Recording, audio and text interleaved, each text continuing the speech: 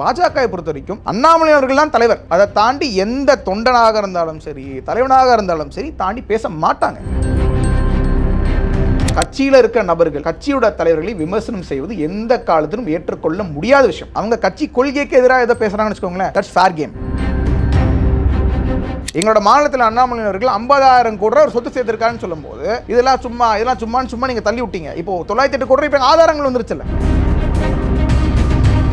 அதிமுகவில் நீங்கள் எங்கள் கட்சியிலேருந்து நீங்கள் ஆளு கூறீங்க, தூக்கிக்கோங்க, எங்களுக்கு எந்த பிரச்சனையும் கிடையாது. இந்த கட்சியில் வேலை செய்கிறதுக்கு 1008 தலைவர்கள் இருக்காங்க. நீங்கள் எங்கள் பாரத் நரேந்திர மோடி அவர்களை கொச்சையாக பேசினால, நீங்கள் அவரை தரைக்குறைவாக பேசினால மட்டும்தான், நடத்தினால மட்டும்தான் நான் கண்டிப்பாக அப்படி பேச தான் செய்வேன். உதயநிதி அவர்கள் இன்ப நிதி வந்து இப்போ வந்து எல்லா சன் டிவி ஆஃபீஸுக்கு, கலைஞர் டிவி ஆஃபீஸுக்குலாம் போயிட்டு இருக்காராம். அதில் நீங்கள் கேள்விப்பட்டீங்கன்னா இல்லை, கலைஞர் டிவி ஆஃபீஸில் போயிட்டு இந்த டெக்னாலஜி எங்கே, இந்த டெக்னாலஜி எங்கே.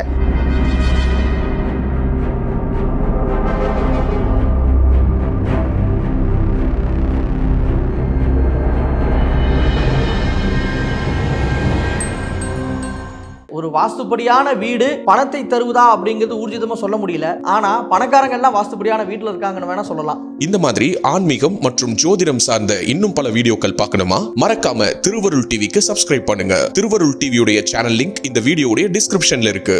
பேசு தமிழா பேசு நேயர்களுக்கு வணக்கம். இன்று நம்மோட நிகழ்ச்சியில் நீண்ட நாட்களுக்கு அப்புறமா தமிழக பாஜகனுடைய மாநில இளைஞரணி தலைவர் ரமேஷ் அவர்கள் இணைஞ்சிருக்காங்க. அவங்க கூட தான் பேச போகிறோம். வணக்கம்ண்ணா. வணக்கம் சார்.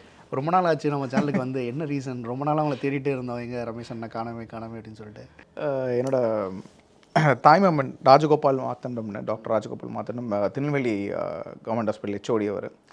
ஸோ அவர் வந்து he was suffering from cancer for long time. As my fate தலைவரோட இந்த யாத்திரை நடக்கும்போது ஆல்மோஸ்ட் ஃபைனல் ஃபேஸ் நடக்கும்போது நான் இருந்திருக்க மாட்டேன்.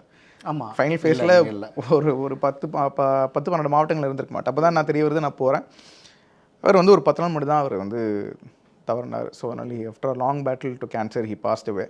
So it's one of the most honest doctors. திருநெல்வேலியில் நீங்கள் பார்த்தீங்கன்னா அவர் இறந்ததுக்கப்புறம் அவ்வளோ வந்து இளைஞர்கள், அவ்வளோ டாக்டர்ஸ் வந்து அவருக்கு மரியாதை கொடுத்து இது செஞ்சுருந்தாங்க. ஸோ அந்த இதில் வந்து I was with my family at the time. So ஒரு 3-4 மாதம் வந்து ஃபுல்லாக மாமாவோடய இருக்கிறது மாதிரி இருந்துச்சு. பட் ஆஃப்கோர்ஸ் நான் சொன்ன 10 days முன்னாடி பாஸ்ட் அவே. ஸோ இப்போ பொலிட்டிக்ஸ்க்கு வந்தோன்னா, முதல்வர் அவர்கள் முதலீடுகள் ஈர்க்கிறதுக்காக அமெரிக்க பயணம் மேற்கொண்டிருக்காரு. இன்றைக்கி தற்போதைய செய்தி என்ன அப்படின்னா, 900 கோடி ரூபாய் வந்து முதல் நாளில் வந்து முதலீடுகளை ஈர்த்திருக்கார் முதல்வர் அப்படின்னு சொல்லியிருக்காரு. எப்படி பார்க்குறீங்க? இல்லை, அதாவது இந்த மாதிரி வந்து நாங்கள் வந்து துபாய்க்கு போயிருக்கேன், ஜப்பான் போகிறேன், நாங்கள் முதலீடு எடுத்துகிட்டு வரேன்னு சொல்லும் போது ஒரு வெள்ளை பேப்பர் அறிக்கை அவங்க வெளியிடணும். இல்லை உண்மையிலே நாங்கள் இவ்வளோ எடுத்துகிட்டு வந்திருக்கோம்னு ஒரு ஆதாரப்பூர்வமாக எடுத்துகிட்டு வந்தோம். ஏன் நான் சொல்கிறேன்னா, இதே மாதிரி துபாய்க்கு வந்து முதலமைச்சர்கள் போகும்போது நாங்கள் 2000 கோடி வந்து நோபல் சீஸ் நிறுவனம் வழியாக நாங்கள் எடுத்துகிட்டு வரோம்ன்ற ஒரு நியூஸ் பேப்பர் நீங்கள் பார்த்தீங்கன்னா வரும். நோபல் சீஸ் நிறுவனத்தின் வழியாக முதலமைச்சர் ஷான் அவர்கள் ஒரே நாளில் 2000 கோடி MOU கையெழுத்து போட்டார்கள்னா வரும். ஆனால் அதுக்கப்புறம் தான் என்ன எக்ஸ்போஸ் ஆச்சு, நோபல் சீஸ் நிறுவனத்தில் உதயநிதி அவர்களாக இருக்கட்டும், சபரீசனாக இருக்கட்டும், ஒரு காலத்தில் அவங்க மேனேஜிங் டைரக்டர்ஸ் வந்திருக்காங்க, தேர் ஷேர் ஹோல்டர்ஸ் அப்படின்னு. அப்போ இந்த விஷயத்தை யார் வெளியிட்டு இருந்தது? எங்கள் மாநிலத்தில் அண்ணாமலை அவர்கள். அவர் என்ன எக்ஸ்போஸ் பண்ணுறாரு, ஏன்னா உங்கள் காசே நீங்கள் துபாய்க்கு எடுத்துகிட்டு போய் திருப்பி துபாய் வழியாக நீ இன்வெஸ்ட்மெண்ட் எடுத்துகிட்டு நீ எதுக்கு இந்த உருட்டுற அப்படின்றது கேள்வி கேட்ட உடனே எப்படி பேக் அடிச்சாங்க? உடனே ஆர்எஸ் பாரதி அவர்கள் நோபல் சீஸுக்கு நாங்கள் போவே இல்லைன்றார். ஒரு இதில் கேட்குறாங்க. அவ்வளோ எனக்கு ரொம்ப ஆச்சரியமாக இருந்துச்சு, எப்படி இப்படி டக்குன்னு ஒரு பெல்ட் அடிக்க முடியும். இந்த விஷயம் வெளில வந்தோடனே அண்ணாமலை அவர்கள் இது வெளியிட்ட பிறகு, இது அவங்களை எக்ஸ்போஸ் பண்ண பிறகு அடுத்த செகண்ட் என்ன சொல்கிறார் ஆர்எஸ் பாரதி அவர்கள், நாங்கள் நோபல் சீஸ் நிறுவனத்துக்கு காசே வாங்கலையே, இன்வெஸ்ட்மெண்ட் எடுத்துறோம்ல அப்படின்றார். ஸோ அதனால் ஒரு வெள்ளை பேப்பர் அறிக்கை வரட்டும், எங்கே இருந்தாலும் எடுத்துருக்கான்னு பார்த்தா தான் நாங்கள் திருப்பி இவங்க காசு யாரோட காசு எங்கெங்கே போயிட்டு வருது நம்ம கண்டுபிடிக்கணும்ல. அதனால் அதுக்கு வசதியாக இருக்கும். உண்மையிலே 900 கோடி எடுத்துருக்காரு, ரொம்ப சந்தோஷம். தமிழ்நாட்டுக்கு ஒரு விஷயம் நல்லது நடக்குதுன்னா பாரதிய ஜனதா கட்சியோட தொண்டர்களை மாதிரி யாரும் சந்தோஷப்பட போகிறதில்ல. ஆனால் இவங்க இன்வெஸ்ட்மெண்ட்ற பேரில் இவங்க மணி லாண்டரிங் பண்ணுறாங்கன்ற குற்றச்சாட்டு வைக்க வேண்டிய அவசியத்தில் நாங்கள் இருக்கிறோம். நீங்கள் ஒவ்வொரு விஷயத்துக்குமே வந்து வெள்ளை அறிக்கை கேட்டே இருக்கீங்க. உங்கள் மாநில தலைவர்களும் கேட்டார். ஸோ இன்னும் 2 ஆண்டுகள் இருக்குது இல்லையா? இப்போ முதலீடுகள் ஈர்த்துட்டாங்கன்னா எல்லாத்துக்குமே வெள்ளை அறிக்கை ஓப்பனாக கொடுக்கணும் இல்லை, அதற்கான பின்னாடி ஏதாவது ப்ராசஸ் ஒன்று போயிட்டு இருக்கலாம், அதுவும் காரணமாக இருக்கலாம் இல்லையா? முதலீடு இன்னும் வராமல் இருக்கிறது, தாமதமாக இருக்குது. என்ன ப்ராசஸ் இருக்குது? வெள்ளை அறிக்கை விடுறதுல என்ன ப்ராசஸ் இருக்குது? நீங்கள் ஒரு கம்பெனிக்கு போகிறீங்க, வெள்ளை அறிக்கை கொடுக்குறதுல முதலீடுகள் இருக்கிறதுக்கான ப்ராசஸ் பின்னாடி போயிட்டு இருக்கலாம் இல்லையா? தாராளமாக. இப்போது இந்த 3 வருஷமாக இருந்து 3 வருஷம் முடிஞ்சிருச்சு. இந்த 3 வருஷம் வரைக்கும் நீங்கள் சரி, இப்போ நீங்கள் போகிறீங்களா, இந்த 9,000 கோடி நீங்கள் கலெக்ட் பண்ணி வந்திருக்கீங்க, அதுக்கு வெள்ளை அறிக்கை இப்போ கேட்க வேணாம். இந்த 3 வருஷமாக நீங்கள் போய் கலெக்ட் பண்ணி வந்திருப்பீங்களா, அதோட வெள்ளை அறிக்கை நீங்கள் வெளியிடலாமே. எந்தெந்த கம்பெனிலேருந்து நாங்கள் எடுத்துகிட்டு வந்திருக்கோம், எவ்வளோ கோடி ரூபா நாங்கள் எடுத்துகிட்டு வந்திருக்கோம், அதோட ஆதாரங்களை எங்கே இன்வெஸ்ட் பண்ணுறோம், அதுக்கு இன்ஃப்ராஸ்ட்ரக்சர் என்ன பண்ணியிருக்கோம், இந்த விஷயம்லாம் நீங்கள் வெளியிடலாமே. இந்த 9000 கோடி விட்டுருங்க, மீதி நாங்கள் ஒவ்வொரு வருஷம் நாங்கள் 6000 கோடி எடுத்துகிட்டு வந்துட்டோம், 7000 கோடி எடுத்துகிட்டு வந்துட்டோம், நோபல் சீஸ் எடுத்துகிட்டு இந்த எல்லா விவாதம் நீங்கள் செய்கிறீங்களா? அப்போ அந்த காசு எங்கேருந்து வருது நாங்கள் கேள்வி கேட்குறது தவறில்லை. ஏன் எந்த அடிப்படையில் நான் சொல்கிறேன்னா, இப்போ வந்து ஒரு 3 நாள் முடி நடந்த விஷயம், 3 நாள் நம்ம பார்த்துட்டு இருக்கோம், நியூஸ் பார்த்துட்டு இருக்கோம். ஜெகத் ரட்சகன் அவர்கள் மேல் இது என்ன இது வச்சிருக்காங்க, அலகேஷன் வச்சிருக்காங்க, 900 கோடிக்கு மேலே 908 கோடி ரூபா கிட்ட ஃபைன். எதுக்கு போட்டிருக்காங்க? அளவுக்கு அதிகமாக சொத்து சேர்த்ததுனால. அது மட்டும் இல்லை, it's mismanagement of funds and also money laundering. ஃபெமான்றது எதுங்கே வரும்? நீங்கள் வந்து வெளிநாட்டிலேருந்து ஒரு ஷெல் கம்பெனி ஓப்பன் பண்ணி இதை பண்ணால் அந்த மாதிரி தான் ஃபெமா வந்து உள்ளே வரும். அப்படி இருக்கும்போது அப்போ அந்த சந்தேகத்துக்கான ஒரு போலியான சந்தேகம் இல்லை, அதுக்கு ஒரு நியாயம் இருக்குல்ல. இப்போ 908 கோடி ரூபா ஃபைன் மட்டுமே. 908 கோடி ரூபான்றது இவங்க அடித்த காசு இல்லை, 908 கோடி ரூபா வந்து அடித்த ஃபைன், கொடுத்த ஃபைன், ஃபெமாலேருந்து கண்டுபிடிச்ச ஃபைன் மட்டுமே, ஒரு இதில் மட்டும். அப்போ எதுக்கு கொடுக்குறாங்க? நீ மணி லாண்டரிங் பண்ணுற குற்றச்சாட்டத்தெல்லாம் வைக்கிறாங்க ஜெகத் ரட்சகன் அவர்கள் மீது. எங்களோட மாநிலத்தில் அண்ணாமலை அவர்கள் 50,000 கோடி ரூபா ஒரு சொத்து சேர்த்துருக்கான்னு சொல்லும்போது இதெல்லாம் சும்மா நீங்கள் தள்ளி விட்டீங்க. இப்போ 908 கோடி ரூபாய் இப்போ ஆதாரங்கள் வந்துருச்சுல்ல, அப்போ வச்ச அலேகேஷன்றது உண்மையாக இருந்தா இல்லையா? அப்போ அந்த அடிப்படையில் தான் நாங்கள் கேட்குறோம். நீங்கள் எடுத்துகிட்டு வரேன்றீங்க, சொந்த காசு நீங்கள் எடுத்துகிட்டு வரீங்களா, இல்லை உண்மையிலே நீங்கள் இன்வெஸ்ட்மெண்ட் எடுத்துட்டு வரீங்களான்ற சந்தேகம் எங்களுக்கு இருக்குமா இல்லையா? அந்த அடிப்படையில் நாங்கள் கேள்வி கேட்குறோம், அவ்வளோதான். திமுக உங்களுடைய பிரதான எதிர்க்கட்சின்னு சொல்லிட்டு இப்போ ஆளுங்கட்சியாக இருக்காங்க, உங்களுக்கு எதிர்க்கட்சியாக திமுகன்னு நீங்கள் தொடர்ந்து சொல்லிட்டு வரீங்க. ஆனால் அவங்க கூட நீங்கள் சண்டை செய்கிறத விட அதிமுக கூட தான் உங்களுக்கு பிரச்சனை அதிகமாக போயிட்டே இருக்குது. அவங்க ஒரு சொல்கிறாங்க, நீங்கள் ஒன்று சொல்கிறீங்க. இது உச்சமாக போய் அண்ணாமலை அவர்கள் தற்கொலைன்ற வார்த்தையெல்லாம் வந்து பயன்படுத்துகிறார், அது தவறுன்னு சொல்லிட்டு நிறைய பேர் பேசுகிறாங்க. அவர் அந்த வார்த்தையை தவிர்த்துருக்கலாம்னு நினைக்கிறீங்களா? இல்லை, அதாவது நல்லா புரிஞ்சுக்கோங்க. அப்படி தவிர்த்திருக்கணும்னு நினச்சிருந்தோம்னா நான் திருப்பி கேட்குறேன், நீங்கள் வந்து அதிமுகவில் இந்த பிரச்சனை எங்கே ஆரம்பிச்சுன்னு யோசிச்சு பாருங்கள். அதிமுகவில் நீங்கள் எங்கள் கட்சியிலேருந்து நீங்கள் ஆள் தூக்கிக்கோங்க, எங்களுக்கு எந்த பிரச்சனையும் கிடையாது. இந்த கட்சியில் வேலை செய்கிறதுக்கு 1008 தலைவர்கள் இருக்காங்க. ஆனால் இந்த கட்சிக்கு நீ வந்து ஒரு தொண்டராக இருக்கணும், ஒரு தலைவராக இருக்கணும்னா நீ அண்ணாமலை மீது இந்த அலிகேஷன் வைக்கணும், நீ இந்த மாதிரி அவர் திட்டணும், நீ இணையதளத்தில் இப்படி பேசணும், இன்டர்வியூவில் போய் இப்படி அவர் கொச்சப்படுத்தணும், இப்படி பண்ணால் மட்டும்தான் உன்னை கட்சியில் சேர்ப்பேன்ற அந்த அடிப்படையில் தான் நீங்கள் சேர்க்குறீங்க. அந்த பேஸ் பண்ணி தான் நான் கேட்குறோம். இப்போ இந்த ஆரம்பிச்சு விட்டது யார்? நீங்கள் தானே ஆரம்பிக்கிறீங்க. எந்த அடிப்படையில் ஆரம்பிக்கிறீங்க? ஏன்னா உங்களுக்கு அண்ணாமலை அவர்களை பார்த்து ஒரு பயம், ஒரு அச்சம். அவங்க சைடு என்ன சொல்றாங்க, நாங்கள் ஆரம்பிக்கல, இது எங்களுடைய தலைவர் ஜெயலலிதா அவர்களை பற்றியும் அண்ணா அவர்கள் குறித்தும் அண்ணாமலை பேசுனால தான் இந்த ஒரு பிரச்சனை ஆரம்பிச்சு, நாங்கள் அதனால தானே கூட்டணி விட்டு நாங்கள் வெளியே போனோம் அவங்க கிளைம் பண்ணுறாங்க. இல்லை, கூட்டணி விட்டு வெளில போகிறத பற்றி அவங்க பேசுவாங்க. நாங்கள் கூட்டணிக்கு நாங்கள் விரும்பவே இல்லை. எந்த இடத்துல போய் நாங்கள் வந்து அதிமுக பார்த்து எப்பா நீங்கள் கூட்டணி கேட்டோம், பாஜக மேலிடம் விரும்புன்னு தானே சொல்கிறாங்க அப்படின்னு அவங்க சொல்கிறாங்கப்பா. அது உண்மையாக நீங்கள் சொல்லுங்கள். ஒருவேளை பாஜக மேலிடம் விரும்பிருச்சுன்னா அப்போ நடந்திருக்குமா இல்லையா? அப்போ தாண்டி நடக்கலைன்னா அப்போ அண்ணாமலையினர்கள் மீது எந்த அளவுக்கு மதிப்பு மரியாதையும் கட்சி வச்சுருக்கோம்? எதுக்கு அந்த அளவுக்கு மரியாதை வச்சுருக்காங்க? இல்லை, பாஜகவோட ஆட்சி தமிழ்நாட்டில் அமைக்க முடியும் என்றால் அண்ணாமலையினர்களால் மட்டும் தான் முடியுன்ற அடிப்படையில் தானே எடுப்பாங்க. அப்போ அந்த அளவுக்கு ஒரு மதிப்பு மரியாதையும் வச்சுருக்காங்க. ஆனால் அதெல்லாம் தாண்டி நான் திருப்பி என்ன கேள்வி கேட்குறேன்னா, இந்த பிரச்சனைகளை நீங்கள் ஆரம்பிச்சு விட்டு எதுக்கு ஆரம்பிக்கிறீங்க? உங்களுக்கு ஒரு இன்செக்யூரிட்டி. ஐயோ, நம்மளோட இதிலே ஒருத்தங்க ஆரம்பித்து ஒருத்தர் நம்மளோட தாண்டி ஒரு தலைவராக போகிறாரு, அவருக்கு ஒரு பயங்கர யூத் ஃபாலோவிங் இருக்குது, இதெல்லாம் பார்த்து உங்களுக்கு ஒரு சின்ன ஒரு இன்செக்யூரிட்டி இருக்குது, அதனால் நீங்கள் ஆரம்பிக்கிறீங்க. நீங்கள் தொடர்ந்து எங்களை குத்திட்டு இருப்பீங்க, எங்கள் தலைவரை குத்திட்டு இருப்பீங்க. அதனால் அண்ணாமலை அவர்கள் ரொம்ப தெளிவாக சொல்லியிருப்பார் அந்த மேடையில். நீங்கள் எங்கள் பாரத நரேந்திர மோடி அவர்கள் கொச்சையாக பேசினால, நீங்கள் அவரை தரைக்குறைவாக பேசினால் மட்டும்தான், நடத்தினால மட்டும்தான் நான் கண்டிப்பாக அப்படி பேச தான் செய்வேன். பிரதமரை பேசுகிறதுக்கு எடப்பாடி அவர்களுக்கு என்ன தகுதி இருக்குது? பிரதமர் நரேந்திர மோடி அவர்கள் எந்த பதவியும் இல்லாமல் கட்சியில் சின்னமாக உயர்ந்து ஒவ்வொரு கட்டத்தை இது பண்ணி ஒரு முதலமைச்சராக இருந்து தொடர்ந்து முதலமைச்சர், அவர் ஒரு வாட்டி கூட தோற்றதில்லை தேர்தலில், ஒவ்வொரு பிரதமரை தொடர்ந்து எல்லா இடத்துலையும் ஜெயிச்சிட்டு இருக்காரு. அப்போ அந்த மாதிரி தலைவரை பேசுறதுக்கு எடப்பாடி அவர்களுக்கு என்ன தகுதி இருக்குது? நீங்கள் என்ன மெரிட் பேஸில் நீங்கள் வாங்கினீங்க உங்கள் பதவியை? சிஎம் மெரிட் பேஸாக வாங்கினீங்களா? நீங்கள் ஒரு சிஎம், நீங்கள் எலெக்ஷன் நிற்கிறீங்க, எலெக்ஷனில் வந்து உங்களை முதலமைச்சராக இவர் தான் முதலமைச்சர் கேண்டிடேட் நினச்சி அவங்களை வாக்களித்து முதலமைச்சர் ஆக்கினாங்களா, இல்லை பேக்டோர் வழியாக முதலமைச்சர் ஆனீங்களா? அப்போ உங்களுக்கே இவ்வளோ திமிர் இருக்கும்போது தொடர்ந்து முதலமைச்சராக தொடர்ந்து பிரதமராக இருக்க பிரதமரின் தொண்டர்கள் எங்களுக்கு எவ்வளோ திமிர்? அதே மேடையில் அண்ணாமலை சொல்கிறாரு, இவ்வளோ குற்றச்சாட்டுகள் அவர் மேலே இருக்குது, நிறைய ஊழல் பண்ணியிருக்காங்க, அதெல்லாம் வந்து ஃபியூச்சரில் நாங்கள் கொண்டு வருவோம் அப்படின்னு. இது அவங்க கூட கூட்டணி வைக்கும்போது இது அண்ணாமலை அவர்களுக்கு தெரியல. ஏன் நீங்கள் வந்து இந்த டிஎம்கே ஃபைல்ஸ் ரிலீஸ் ஆகும்போது எவ்வளோ இடத்துல நீங்கள் அதிமுக பற்றி எடுத்துகிட்டு வருவீங்க கேட்டதுக்கு அண்ணாமலை அவர்கள் என்ன சொன்னார்? யார் குற்றம் செய்திருந்தாலும் சரி, அது அதிமுக இருக்கட்டும், திமுக இருக்கட்டும், எந்த கட்சியாக இருக்கட்டும், அவர்கள் தமிழக மக்களுக்கு அவர்கள் துரோகம் செய்திருந்தால் கண்டிப்பாக அவங்கள பற்றி நாங்கள் எடுத்துகிட்டு வருவோம்னு சொன்னாரா இல்லையா? இன்னும் எடுத்துகிட்டு வரலையே. ஏன் டிஎம்கே ஃபைல்ஸ் 2க்கு அப்புறம் டிஎம்கே 3 கூட தான் வரல. Of course every thing takes time. நீங்கள் ஒரு இன்வெஸ்டிகேஷன் பண்ணுறீங்கன்னா எல்லாமே நீங்கள் டீட்டெயில்ஸ் கரெக்ட் பண்ணணும். டிஎம்கே ஃபைல்ஸ் 1 வருதுக்கே கிட்டத்தட்ட ஒரு 6 month 8 month பீரியட். அது கரெக்ட் தானே? அந்த 8 மாதத்துக்கு அதுக்கான உழைப்பு இருந்துச்சு, அதுக்கான இன்வெஸ்டிகேஷன் இருந்துச்சு. அதை பேஸ் பண்ணி இன்வெஸ்டிகேஷன் எவ்வளோ பேர் மாட்டேங்க, பொன்முடி அவர்கள் கேஸ் இருக்குது, செந்தில் பாலாஜி மேலே கேஸ் இருக்குது, ஜெகத் ரட்சகன் மேலே கேஸ் இருக்குது. இதெல்லாம் இல்லை போலி குற்றச்சாட்டுன்னு சொன்னால் இதெல்லாம் நடந்திருக்காதுல்ல. ஸோ அதனால் கண்டிப்பாக அதிமுகவை பொறுத்த வரைக்கும் அவர்கள் செய்த குற்றத்தையும் கண்டிப்பாக பாஜக கண்டிப்பாக சுட்டி காட்டும். அதே மாதிரி தொடர்ச்சியாக இப்போ நாளை கழிச்சு வந்து கார் ரேஸ் வந்து சென்னையில் நடக்க போகுது, F4 நடக்க போகுது. ஸோ அதுக்கும் தொடர்ச்சியாக நீங்கள் ஒரு குற்றச்சாட்டு முன் வச்சுட்டே இருக்கீங்க, சென்னையில் எதுக்கு இதை நடத்தணும் அப்படின்னு சொல்லிட்டு. என்ன இதில் நடக்கிறது என்ன பிரச்சனை இல்லை? இப்போ நடத்துறது என்ன பிரச்சனைனா, இப்போ நடத்துறது பிரச்சனை இல்லை எங்களுக்கு. ஆனால் எந்த இடத்துல பிரச்சனை வருதுன்னா, இப்போ மிஷாங் புயல் நடந்துச்சு, சைக்ளோன் நடந்துச்சு. அந்த புயலுக்கான ஃபண்ட்ஸே அது நடந்து எவ்வளோ வருஷம் ஆச்சு நினச்சி பாருங்க, எவ்வளோ நாள் ஆச்சுன்னு நினச்சி பாருங்க. அதில் வந்து மத்திய அரசாங்கத்தில் ஒதுக்கப்பட்ட நிதியை இன்னும் பாதிக்கப்பட்ட மக்களுக்கு இன்னும் கொண்டு சேர்க்கல நீங்கள். ஓகே. அப்போ மத்திய அரசாங்கம் தொடர்ந்து நிதி ஒதுக்கீடு செஞ்சுக்கிட்டே இருக்கு. எந்த நிதி ஒதுக்கீடு நீங்கள் அதுக்கு எடுத்துகிட்டு போகல, மக்களுக்கு அந்த பாதிக்கப்பட்ட மக்களுக்கு எடுத்துகிட்டு போகல. ஆனால் அதெல்லாம் முக்கியமாக பார்க்காத இந்த அரசாங்கம் இந்த F4 ரேஸை நான் நடத்தியே ஆகணும்னு ஒத்த கால் நிற்கிறதுக்கான காரணம் என்னன்னு நாங்கள் கேட்குறோம். இது முக்கியம் இல்லை, அப்படி முக்கியம் இல்லைன்னு இல்லை. அஃப்கோர்ஸ் நடத்துங்க, ரொம்ப சந்தோஷம். ஏதாவது ஒரு விஷயம் நடத்துறீங்க, தமிழ்நாடுக்கு இன்வெஸ்ட்மெண்ட்ஸ் வருது, தமிழ்நாடு மக்களை பார்க்குறாங்க, மீதி மாநிலத்தில் மக்கள் தமிழ்நாடு பெருமையாக நினைக்கிறாங்க, சந்தோஷம் தான். ஆனால் எந்த அடிப்படையில் நீங்கள் எங்களுக்கு குற்றச்சாட்டு எந்த அடிப்படையில் வைக்கணுமா? ஏதாவது ஒரு ஃபண்ட்ஸ் வருதுன்னா அது நீங்கள் வேறு எதாவது டீரெகுலேட் பண்ணிடுறீங்க. எதுக்கு அலோகேட்மெண்ட் பண்ணணும், எதுக்கு அலோகேட் பண்ணக்கூடாது, எது முக்கியம் எது முக்கியம் இல்லைன்றது உங்களுக்கு தெரியாமல் போயிடுச்சு. உங்களுக்கு காசு சம்பாதிக்கிறது ஏதோ ஒரு விஷயம் நடத்தணும்னா நான் நடத்துகிறேன், இல்லைன்னா நான் எதுவுமே செய்ய மாட்டேன்ற அந்த விஷயத்தை பார்த்து நான் குற்றச்சாட்டு வைக்கணும், அவ்வளோதான். இப்போ அந்த ஃபண்ட்ஸ் எல்லாம் இன்னும் மக்கள்கிட்ட கொண்டு போய் சேரலன்னு ரமேஷ் அவர்கள் எப்படி சொல்கிறாரு? இதுக்கான ஆதாரம் எதாவது? ஏன் இப்போ ஒன்றும் இல்லை. இப்போ வந்து நம்ம SC/ST ஃபண்ட்ஸ் வந்து நம்ம ஆரம்பிப்போம். SC/ST ஃபண்ட்ஸில் ஒதுக்கீடு செய்கிற அந்த அமௌண்ட்டை நாங்கள் வந்து கலைஞரோட மகளிர் உரிமை திட்டத்துக்கு நாங்கள் வந்து ஒதுக்கீடு செஞ்சுருக்கோன்றது மாநில அரசாங்கம் அனௌன்ஸ் பண்ணியிருக்கு. அதனால தானே SC/ST சப் கமிஷன் வந்து ஒரு இது கொடுத்தாங்க, அறிக்கை விட்டாங்க, எப்படி பண்ணி எடுத்துகிட்டு வருவேன்னு.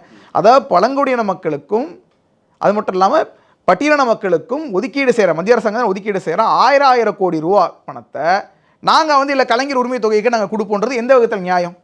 அப்போ இந்த அரசாங்கம் கேட்டிருக்கேன், SC/ST சப் கமிஷன் கேட்டிருக்கேன். இப்போ முதலமைச்சர் இன்னொரு குற்றச்சாட்டு என்ன வைக்கிறாரு, அந்த ஸ்ரீ ஸ்கூல், நீங்கள் அப்படி தான் அந்த கேள்வி கேட்பீங்க. ஆமாம், அந்த ஃபண்டு விஷயத்தில் தான் உங்கள் கூட்டணி கட்சியில் இருக்கக்கூடிய அன்புமணி அவர்களும் சொல்லியிருந்தாரு, இந்த மாதிரி தேசிய கல்விக் கொள்கையை தமிழ்நாடு இம்ப்ளிமெண்ட் பண்ணலை அப்படின்ற ஒரு ரீசனுக்காக ஃபண்டை நீங்கள் ஸ்டாப் பண்ணி வைக்கிறது ரொம்ப தப்பான விஷயம், அந்த ஃபண்டை ரிலீஸ் பண்ணணும் அப்படின்னு சொல்லிட்டு அன்புமணி அவர்கள் கேட்குற முதல்வரும் குற்றச்சாட்டு வச்சிருக்கேன். கண்டிப்பாக அது கேள்விங்க கேட்பீங்கன்னு தெரியும், அண்ணாமலை அவர்கள் ட்வீட் போட்டிருக்காரு, அந்த கேள்வி நீங்கள் கேட்பீங்க தெரியும். அதனால் நான் திருப்பி அந்த இதுக்கே வரேன்.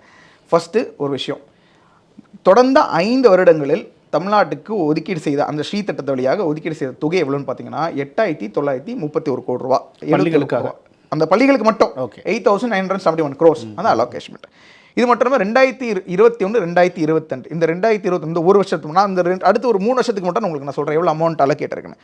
2021-22 மட்டும் 1,596 crores. 2022-23 2022-23 மட்டும் பார்த்தீங்கன்னா ஜாஸ்தி 2,107 கோடி ரூபா. அப்படி பார்க்கும்போது திருப்பி இப்போ இவங்களோட குறைகள் என்ன சொல்கிறாங்கன்னா, ஃபண்ட்ஸ் குறைகள்னு சொல்ல இவங்க என்ன சொல்கிறாங்கன்னா, ஐ மீன் நீங்கள் பேலன்ஸ் வச்சிருக்கேன்னு சொல்ல இவங்க என்ன சொல்கிறாங்கன்னா, போன வருஷத்தோட இந்த வருஷம் நீங்கள் கம்மியாக கொடுக்குறீங்கன்றது அவங்களோட குற்றச்சாட்டு. சரிங்களா? அதாவது 2,107 கோடி ரூபா வந்து 22-23 கொடுத்துருக்கீங்க. ஆனால் இந்த வாட்டி அதான் வந்து 2024-25 பொறுத்த வரைக்கும் 1,876 கோடி ரூபா தான் கொடுத்துருக்கீங்க. அது ஏன் நீங்கள் கம்மி பண்ணிங்கன்றது குற்றச்சாட்டு. நாங்கள் என்ன சொல்கிறோம், இது வரைக்கும் அலோகேட் பண்ண அமௌண்ட்டே நீங்கள் செலவீடு செய்யலை. ஏன்னா இப்போ மத்திய அரசாங்கம் ஒரு அமௌண்ட் வந்து ரிலீஸ் பண்ணுறாங்க. போன வருஷம் நான் சொன்ன மாதிரி 2,107 crores ரிலீஸ் செஞ்சுருக்காங்க. அப்போ மத்திய அரசாங்கம் என்ன கேட்கணும், நீங்கள் எதுங்க செலவு பண்ணியிருக்கீங்க அது காமிங்க அப்படின்னு கேட்பாங்க. அதுக்கான வெளியே நீங்கள் செய்யணும், அது நீங்கள் செய்யலை. போன வருஷம் அதுக்கு முன்னாடி வருஷம் எவ்வளோ போட்டிருக்கோம், 1,500 கோடி கூட கொடுத்துருக்கோம். சரி, அங்கே எங்கே செலவு பண்ணீங்கன்னு கேட்டால் அதுவும் பண்ணல. இதெல்லாம் தாண்டி ஏப்ரலில் ஒரு MOU சைன் பண்ணுவாங்க மத்திய அரசாங்கம். MOU ஸ்ரீ இதுக்காக ஒரு MOU சைன் பண்ணோம். அதுக்கு எடுத்துகிட்டு ஏப்ரல் முடிஞ்சு ஜூன் ஜூலை ஆகஸ்ட் செப்டம்பர் வந்துட்டோம். இவ்வளோ மாதங்களாகி என்ன சைன் பண்ணல. அப்போ மத்திய அரசாங்கம் என்ன நினைக்கும், ஏன்னா நான் உன ஃபண்ட் அலோகேட் பண்ணிக்கிட்டே இருப்பேன், நீ அதுக்கு செலவும் பண்ண மாட்டேன், நீ ரீடைரக்ட் பண்ணுவேன். இந்த ஃபண்ட்ஸை ரீடைரக்ட் பண்ணியிருக்காங்க. இதுதான் குற்றச்சாட்டு. 2,107 கோடி ரூபா போன வருஷம் கொடுத்ததை நீ ரீடைரக்ட் பண்ணி வரதுக்கு பயன்படுத்திக்கிற. நீ தொடர்ந்து வரதுக்கு பயன்படுத்த எப்படி உங்களுக்கு ஃபண்ட்ஸ் ரிலீஸ் பண்ணிட்டே இருக்க முடியும்? இப்போ நீங்கள் ஒரு கட்டுமான துறையில் நீங்கள் ஆரம்பிக்கிறீங்க, ஒரு ஃபால் சீலிங்க்கு ஒரு அமௌண்ட் கொடுக்குறீங்க. சரிங்களா? அது நீங்கள் சொல்கிறீங்க ஃபஸ்ட் இன்ஸ்டால்மெண்ட்டில் நான் வந்து உனக்கு வந்து ஒரு 10,000 கொடுக்குறேன், செகண்ட் இன்ஸ்டால்மெண்ட்டில் 30,000 கொடுக்குறேன், தேர்ட் இன்ஸ்டால்மெண்ட்டில் 50,000 கொடுக்குறேன்னு நீங்கள் சொல்கிறீங்க. நீங்கள் 10,000 செலவு பண்ணல, அடுத்து வர 30,000 செலவு பண்ணல, அப்போ அடுத்த 50,000 எப்படி நான் கொடுப்பேன்? ஏன்னா கொடுத்த காசுக்கு நீ செலவு பண்ணால் தான் அடுத்த இன்ஸ்டால்மெண்ட் ரிலீஸ் பண்ணணும். இது நியாயமான விஷயம் தானே? அப்போ நீங்கள் கொடுத்த அந்த அமௌண்ட்டை, அதாவது வந்து மத்திய அரசாங்கத்தில் கொடுக்கப்பட்ட அந்த நிதியை நீங்கள் செலவு செய்திருந்தால் நாங்கள் எது கம்மி பண்ண போகிறோம்? அது நியாயமான கோரிக்கை தானே? ஆனால் அதுக்கு லிங்க் பண்ணி தான் திருப்பி SC/ST சப் பிளான் கமிஷனும் சொல்கிறேன். SC/ST சப் கமிஷனில் உங்களுக்கு எதுக்கு கொடுக்குறாங்க? பட்டியலின மக்களுக்கும் பழங்குடியின மக்களுக்கும் நாங்கள் அலோகேட்மெண்ட் பண்ணுறோம். அது நீங்கள் அந்த மக்களுக்கு பயன்படுத்தாமல் உங்களோட பேரில் கலைஞர் உரிமை திட்டம்னு சொல்லிட்டு எல்லா மக்களுக்கும் நீங்கள் கொடுக்குறதுன்றது நீங்கள் தனியாதுக்கு நீங்கள் ஒரு ஸ்கீம் எடுத்துறீங்களா? அதுக்கு அலோகேட்மெண்ட் பண்ண ஃபண்ட்ஸ் ஜென்ரேட் பண்ணுறது உங்களோட விஷயங்க, உங்களோட வேலை. நாங்கள் வந்து வேறு விஷயத்துக்கு கொடுக்கும்போது அது நீங்கள் ரீடைரக்ட் பண்ணுறது எந்த விதத்தில் நியாயம்? இப்போ ஒரு திமுக மேடையில் பேசின ரஜினிகாந்த் அவர்கள் வந்து இந்த மாதிரி சீனியர்கள்லாம் வந்து நல்ல மார்க் எடுத்துகிட்டு அங்கேயே உட்காந்துடுறாங்க, இளைஞர்களும் நிறைய பேர் வரணும்னு சொன்னதால அங்கே ஒரு சிறிய சலசலப்பு. அதை ஆதரித்து உதயநிதி பேசுகிறாரு, எதிர்த்து துரைமுருகன் பேசினார். திமுகவுக்குள்ளே ஒரு இன்டர்னல் பாலிடிக்ஸ் ஒன்று போயிட்டுருக்கு, ஒரு சலசலப்பு உண்டா இருக்குது அப்படின்னு பார்க்கலாமா இதில் இருந்து? இல்லை, இது வந்து சும்மா இது ஒரு சலசலப்புன்னு பார்க்க முடியுமான்னு எனக்கு தெரியல. ஒரு சும்மா அவங்க ஒரு விவாதம் செய்கிறாங்க. அது கடைசியில் வந்து ரஜினி அவர்கள் வந்து நான் ஒரு நண்பரை பார்த்து பேசினேன், துரைமுருகன் நான் சிலர் என்ன சொல்கிறாங்க, ரஜினிகாந்த் அவர்கள் வந்து உதயநிதியோ இல்லை ஸ்டாலின் சொல்லி தான் இதை பேசியிருக்காரு அப்படின்ற ஒரு குற்றச்சாட்டு. அவரால் சொல்ல முடியல, ரஜினியால் சொல்ல வைக்க. அதெல்லாம் இருக்கலாம். ஏன் இருக்கலாம்னா, முதலமைச்சர் ஸ்டாலின் அவர்களை பொறுத்த வரைக்கும் அவரோட மகனை எப்படியாவது துணை முதலமைச்சராக ஆக்க வேண்டும்ன்றது ரொம்ப குறியா இருக்கிறார். எப்படியா இன்டெரக்டாக ஆக்கணுன்றது குறியா இருக்கு. அப்படி ஆக்கணும்னு இப்போ ஆக்கியிருக்கலாமே, இப்போ தான் அமெரிக்கா போயிட்டாரு, அவருக்கு அந்த எண்ணம் இல்லையோ. அப்படிலாம் கண்டிப்பாக கிடையாது. ஏங்க அந்த குடும்பத்துக்காக மட்டுமே நடத்துகிற கட்சி. யோசிச்சு பாருங்க, அவரோட மகன் அதாவது வந்து உதயநிதி அவர்கள் மகன் இன்பநிதி வந்து இப்போ வந்து எல்லா சன் டிவி ஆஃபீஸுக்கு, கலைஞர் டிவி ஆஃபீஸ்க்குலாம் போயிட்டு இருக்காராம். அதில் நீங்கள் கேள்விப்பட்டீங்களா? இல்லை, கலைஞர் டிவி ஆஃபீஸில் போயிட்டு இந்த டெக்னாலஜி எங்கே, இந்த டெக்னாலஜி எங்கே, அப்புறம் இங்கே கட்சி ஆஃபீஸுக்கு வராராம், அதுக்கு போகிறா இதுக்கு போகிறாராம். ஏன் அடுத்து அவர் தான் உதயநிதிக்கு அப்புறம் அடுத்து இளைஞரணி தலைவர் யார்? அது உதயநிதி அவர்கள் ஒரு 61 வயசு வரைக்கும் அவர் இளைஞர் தலைவராக இருப்பார்.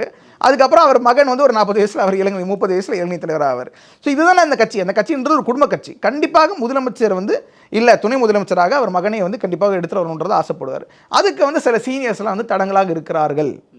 அப்போ அவங்களை அடிக்கிறதுக்கு இது ஒரு மேடையாக பயன்படுத்திக்கலாம், நினைக்கலாம். அதில் வந்து ஒன்றும் தவறு கிடையாது. எனக்கு தெரிஞ்ச வரைக்கும் அவங்க குடும்பத்தோட கொள்கைன்றது குடும்ப கொள்கை தான் அப்படின்ற வந்த பிறகு அப்போ அவர் அதுதான் செய்வார். இதில் என்ன இருக்குது? ஓகே, இப்போ பாஜகக்குள்ளே நடக்கக்கூடிய சில பாலிடிக்ஸ் வந்து சில வெளியே வந்திருக்கு. இப்போ இதுக்கு முன்னாடி தமிழிசை அவர்களுக்கும் அண்ணாமலை அவர்களுக்கும் சின்ன இஷ்யூ இருந்தது. அப்புறம் அண்ணாமலை அவர்கள் வந்து தமிழிசை அவங்க வீட்டில் போய் பார்த்தாரு, அந்த பிரச்சனை அதோட சால்வ் ஆயிடுச்சு. இப்போ அண்ணாமலை அவர்கள் ஸ்டேஜில் பேசினதுக்கப்புறம், எடப்பாடி அவர்கள் அப்படி பேசினதுக்கப்புறம் தமிழிசை அவர்கள் சொல்கிறாங்க, இந்த மாதிரி பெரிய அரசியல் தலைவருக்கு வந்து மரியாதை கொடுத்து பேசியிருக்கணும், மரியாதை கொடுக்கணும், அதான் அரசியல் நாகரிகம் அப்படிலாம் சொல்லியிருக்காங்க. ஸோ அங்கே அண்ணாமலை அவருக்கு எகென்ஸ்டாக தமிழிசை அவர்கள் ஸ்டாண்ட் எடுத்துட்டாங்களா, இல்லை அதை தவறாக புரிந்து கொள்ளப்பட்டதா? ஆக்சுவலாக இல்லை, தவறாக புரிந்து கொள்ளப்பட்டது தான் நினைக்கிறேன். ஏன்னா அதே மேடையில் தான் தமிழிசை மேடமும் இருக்காங்க. ஆமாம், அந்த மேடையில் தமிழிசை மேடம் பற்றியும் வந்து புகழ்ந்த அண்ணாமலை அவர்கள் பேசுகிறார். இதெல்லாம் தாண்டி ஒரு விஷயத்தை நம்ம புரிஞ்சுக்கணும். அண்ணாமலை அவர்களை பொறுத்த வரைக்கும் எந்த தலைவராக இருந்தாலும், ஒரு சாதாரண தொண்டனுக்கு கூட அண்ணாமலை அவர்கள் கொடுக்குற மரியாதை எந்த கட்சியில் நீங்கள் எந்த தலைவருக்குமே கொடுக்க மாட்டாங்க. அண்ணாமலை அவர்களை பொறுத்த ஒரு சாதாரண தொண்டன் ஒருத்தர் வந்தார் கூட, அவர் கட்சியை நம்ம ரூம்குள்ளே வராங்கன்னா கண்டிப்பாக ஒரு கையில் ஏதாவது ஸ்வீட்டை கொடுத்து ஏதாவது கொடுத்து நீங்களே இங்கே பார்த்துருப்பீங்க. அது அந்த அளவுக்கு ஒரு மரியாதை தெரிஞ்ச ஒரு தலைவர். அவர் வந்து எங்களோட கட்சியில் இருக்க மீதி தலைவர்களை எந்த அளவுக்கு மரியாதையாக பார்க்குறான்னு நம்மளுக்கு தெரியும். அவங்க ஒரு விஷயம் சொல்கிறாங்கன்னா உள்ளே வாங்கிட்டு எப்படி பேசணும், மேடையில் பேசும்போதே அவங்க அந்த தலைவர்கள் கொடுக்குற மரியாதை, அவங்க சொல்கிற பாயிண்ட்ஸ் எடுத்துக்கிறது, அவங்களுக்கு முன்மரியாதை கொடுக்குறது. நீங்கள் ஒரு சால்வை போட போனால் கூட ஃபஸ்ட்டு வாங்க மாட்டார். இல்லை, முன்னாடி இந்த சீனியர் ஸ்டேட்டஸ்க்கு முன்னாடி நீங்கள் மரியாதை செய்யணும். கடைசியாக தான் எனக்கு, ஏன்னா இவங்க இந்த கட்சியை வந்து வளர்த்துருக்காங்கன்றமோ அவங்களுக்கு தான் முதல் மரியாதை செய்யணுன்ற அளவுக்கு மாநிலத்தில் அண்ணாமலை அவர்கள் அவரோட கொள்கையில் அவரோட கோட்பாட்டில் ரொம்ப தெளிவாக இருக்கிறார்கள். இல்லை, எந்த விதமான சந்தேகமும் கிடையாது. அதே போல் தமிழிசை மேடம் சொன்னது வந்து நீங்கள் வந்து மிஸ்கன்ஸ்ட்ரூ பண்ணிக்கலாம். ஆனால் வந்து இந்த பாஜகவை பொறுத்த வரைக்கும் அண்ணாமலை அவர்கள் தான் தலைவர். அதை தாண்டி எந்த தொண்டனாக இருந்தாலும் சரி, தலைவனாக இருந்தாலும் சரி, தாண்டி பேச மாட்டாங்க, பேசவும் முடியாது. இந்த கட்சியை பொறுத்த வரைக்கும் தலைவர் யாரோ அவங்க எடுக்கிறதா முடிவு, அவங்க சொல்கிறதான் கருத்து. இப்போ பாஜகவுக்கு சப்போர்ட் பண்ணிட்டு பாஜக உறுப்பினர் கூட இல்லாத சில பேர் வந்து ட்விட்டரில் இருக்காங்க. ஸோ அவங்க சொல்கிற விஷயமும் இப்போ நீங்கள் சொல்கிற மாதிரி தான். நீங்கள் என்ன சொல்றீங்க, ட்விட்டரில் இதை பற்றி விமர்சனம் செய்ய வேணாமே, ஒரு முன்னாள் தலைவராக இருந்தவங்க அவங்க என்ன சொல்கிறாங்க, இந்த ஒரு விஷயத்தை நம்ம கட்சி மாநில தலைவர்கிட்ட பேசி முடிவு பண்ணியிருக்கலாமே, ப்ரெஸ் மீட்டில் அவங்க சொன்னதுனால தானே இப்போ ஒரு எகென்ஸ்டாக இருக்கிற மாதிரி ஒரு நிலை வந்துருச்சு. அதை எதுக்கு அவங்க வெளியே சொல்லணும்? ப்ரெஸ் மீட்டில் அவங்க கேட்குற கேள்வி அப்படி தானே இருக்குது. ப்ரெஸ் மீட்டில் என்னென்னு கேள்வி கேட்குறாங்க, உங்கள் கட்சியிலேயே உங்களுக்கு மரியாதை இல்லையான்ற மாதிரி நீங்கள் கேள்வி கேட்கும் போது ஒரு தலைவர் என்ன ரெஸ்பாண்ட் பண்ண முடியும்?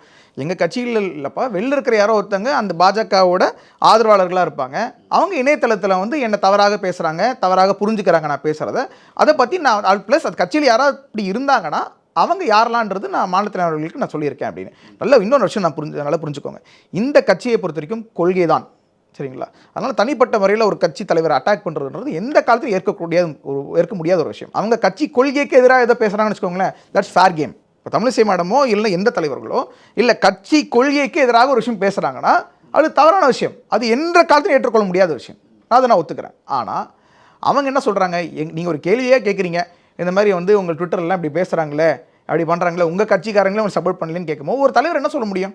இல்லை, அந்த மாதிரிலாம் ஒன்றும் கிடையாது, தாண்டி இப்படி யாரே பேசுனாங்கன்னா இதுமாதிரி பேசுகிறாங்க எனக்கும் தெரியும், நான் மாநிலத்தில் அண்ணாமலை அவர்கள்கிட்ட நான் வந்து தெரிவிச்சிருக்கிறேன் அப்படின்னு. ஆனால் இது வந்து இதியா நுவான்சஸ் ஆஃப் பாலிடிக்ஸ், ஒரு சின்ன சின்ன விஷயங்கள். இப்போ ட்விட்டரில் இருக்கிறவங்களுக்கு என்ன தெரியும்?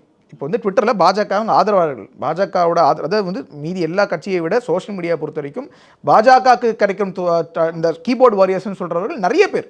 திமுக அண்ணா திமுக எல்லா கட்சியும் நீங்கள் சேர்த்தா கூட பாஜகவோட சப்போர்ட்டர்ஸ் நிறைய பேர் வந்து இந்த சோஷியல் மீடியாவில் கீபோர்டு வாரியர்ஸாக இருக்காங்கன்றது எந்த விதமான சந்தேகமும் கிடையாது. ஆனால் அதே நேரத்தில் கட்சியோட முழு கொள்கையை சில பேருக்கு புரிஞ்சிருக்க வாய்ப்பில்லை. இல்லை இந்த கட்சிக்குன்னு ஒரு கொள்கை இருக்குது, ஒரு கோட்பாடு இருக்குது. That is lot of ways to go about it. அவங்க இந்த கேட்ட கேள்விக்கு அந்த பதில் சொல்கிறாங்க. ஆனால் அந்த அடிப்படையில் this is not team A team B, எல்லாமே ஒரே டீம். அண்ணாமலை மாநிலத்தில் அவர் அடியில் தான் எல்லா டீமும் இந்த மாதிரி நடந்துட்டு இருக்கும்போது வெளியே இருந்து பார்க்குறவங்க எப்படி தெரியும்? அதான் சொல்கிறேன், நீங்கள் இப்போ தொடர்ச்சி அதை பற்றி பேசிகிட்டு இருக்கனால தான் நடந்துட்டு இருக்கு. இது வந்து நம்ம அது வந்து கொஞ்சம் கொஞ்சமாக இவங்களுக்கும் they have to have some kind of political maturity.